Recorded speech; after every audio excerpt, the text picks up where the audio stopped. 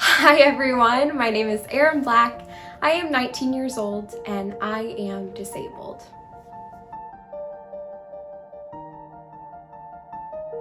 I think people automatically get nervous or uncomfortable when I say that. Like there's some lingering feeling of hopelessness or sob story, but I just don't think that they understand.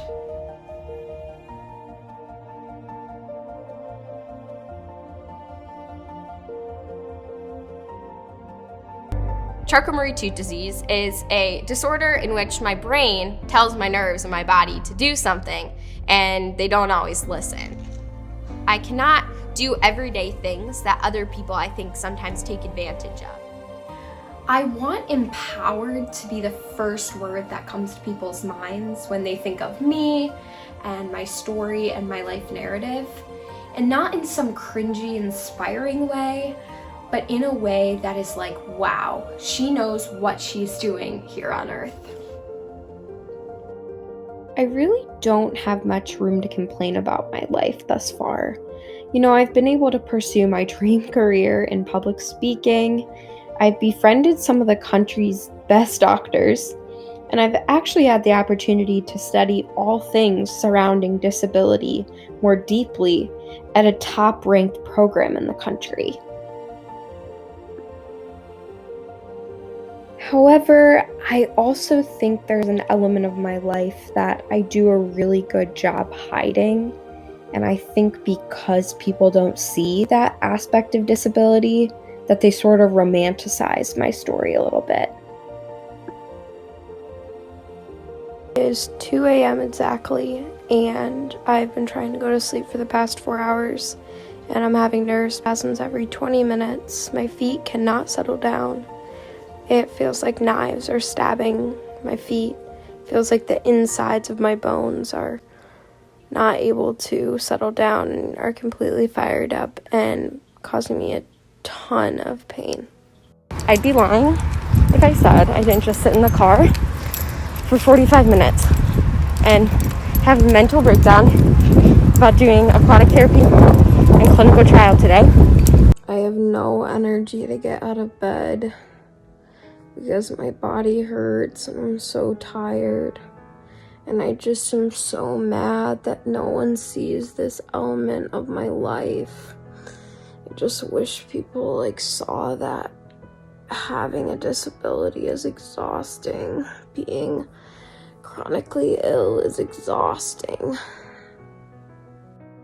I think above anything else, I am most proud that I do not find a need necessarily to overcome or eliminate disability from my identity. Actually, I'd say if anything, I have found ways to kind of coexist and let it empower me to bring light to disability and necessity. To be fully transparent, society owes a level of accessibility to the disabled community. I know personally they owe a level of accessibility and access to me and to the millions of other young adults that are living with disabilities on the planet. So why did you personally decide to support the ADA?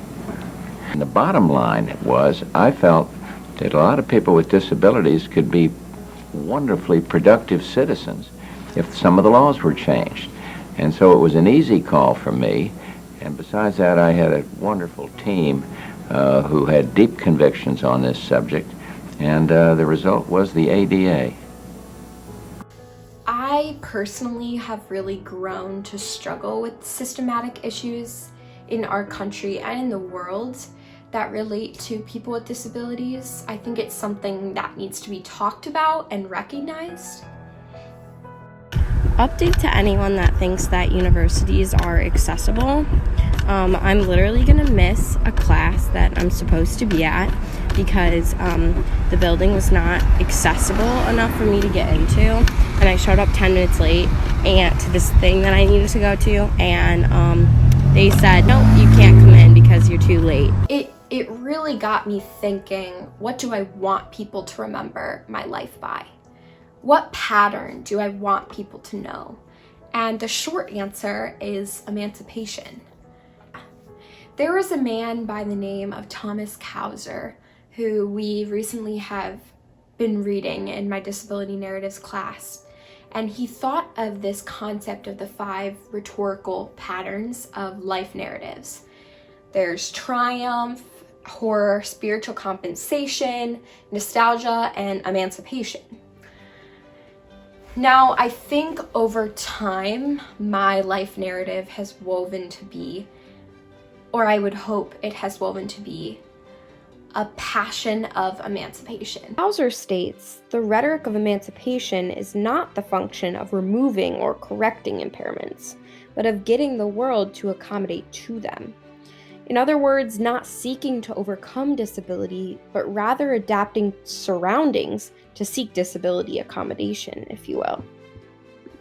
I guess when people hear my particular story, I want them to see the impact and the potential change that I, as a human, have on the society around me, so that they not only better understand Charcot-Marie tooth disease, but they also better understand my identity as a young adult living with a disability in 2020. For the younger people today, I want them to have a vision which is dramatic, that really allows them to look at making the same degree of changes. Accessibility and constant societal growth isn't optional.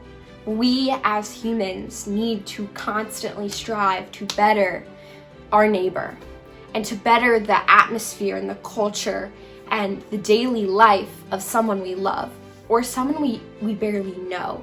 We as humans are responsible for making this society a more just and fair society for our children.